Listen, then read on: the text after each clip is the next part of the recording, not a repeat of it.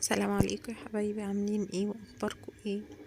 دلوقتي الولاد عايزين ياكلوا اكل من بره، مش عايزين ياكلوا الاكل بتاع البيت. طيب اعمل ايه؟ قلت لا، اكل من بره مش هينفع. زي ما انتم شايفين كده، جبت بوله عندنا حلوه معايا وفرمت، بشرت فيها او فرمت زي ما تحبي تعملي، والجهاز الموجود عندك استخدميه. انا بشرت بصلايه بشر ناعم، وبعدين بشرت عليها طماطمتين زي ما شفتوا كده. وجبت بقى ايه البهارات بتاعتي، عندك فلفل وملح وكمون وكزبرة وبابريكا وقرفة، اي بهارات عندك حطيها. ورحت جاي حط على كل ده معلقة خل، معلقة خل حلوة قوي، يعني مش لا هي كبيرة ولا هي صغيرة.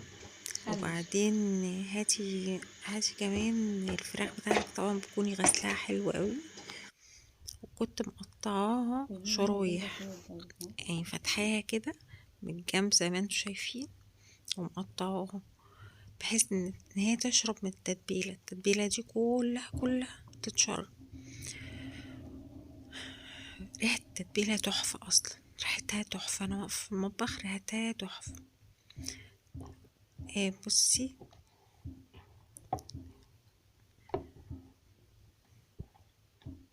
يلا قلب قلب قلب قلب قلب.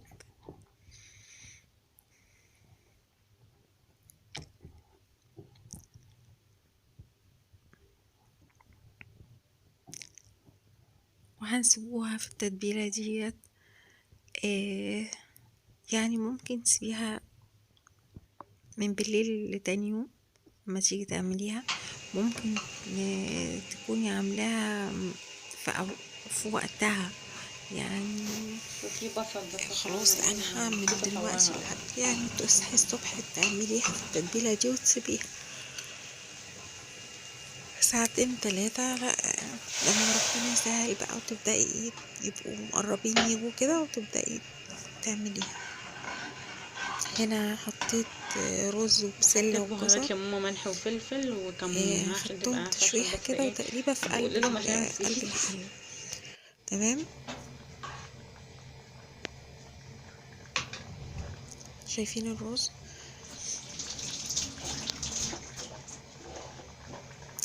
مع البسلة والجزر بيبقى جميل قوي على فكرة. الخطوة دي حابة انتي تعمليها اعمليها، مش حابة تعمليها ما تعمليهاش. اللي هو بتاعت الفلفل دي اختياري، بس انا بحبه فعلا بالخلطة دي. رز مع بسلة مع جزر مع فلفل الوان، لو عندك كمان فلفل الوان وحطيتيه بيبقى الرز بيبقى طعمه جميل جدا. وهنسيب الرز بتاعنا لما يستوي. بصي لما استوى بقى شكله عامل ازاي، جميل ازاي وفرفر وحلو ازاي.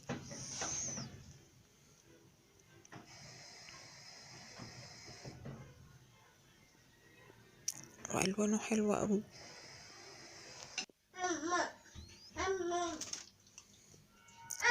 تعالي بقى الفراخ بتاعتنا هنعمله فيها ايه للي عايزين ياكلوا بره دول.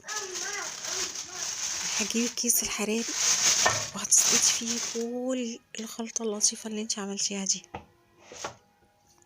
على فكرة انت ممكن مع الخلطة دي، طبعا انا المرة دي ما عملتش مع احمد، انا دايما لما بعمل الكيس الحراري بعمل ايه بقى كمان، بحط تحت، بفرش تحت بصل وطماطم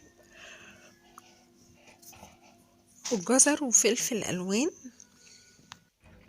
ممكن تحطي معاهم بطاطس وبسلة وجزر كمان. وتيجي جاية حاطة الفراخ بتاعتك وتقفلي الكيس الحراري، تحطي كوباية مية في قلب الصينية من تحت، كوباية مية مش كتير، يعني بتحطي كوباية.